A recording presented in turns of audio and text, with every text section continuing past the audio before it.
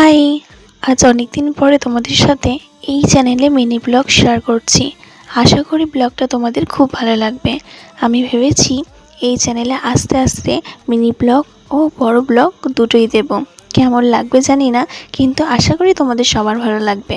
আজকে সকালটা শুরু হয়েছিল আমার ছেলে স্কুল যাওয়া নিয়ে। এইভাবেই দিনটা কিভাবে কাটছে সেগুলোই তোমাদের সাথে একটু শেয়ার করব।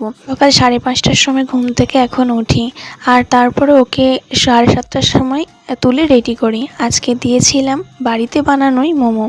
ওর বাবার জন্য টিফিন করেছি, আর ওর জন্য টিফিন, আর আমি কয়েকটা খেয়েছি। যে বাবু বেরিয়ে গেছে স্কুলের জন্যে। এটা কিন্তু ফেরার সময়, স্কুল ছুটি হয়ে গেছিলো, তখন এইটা ক্লিপটা তুলে রেখেছিলাম। যাওয়ার সময় তোমাদের সাথে আর কিছু শেয়ার করা হয়নি।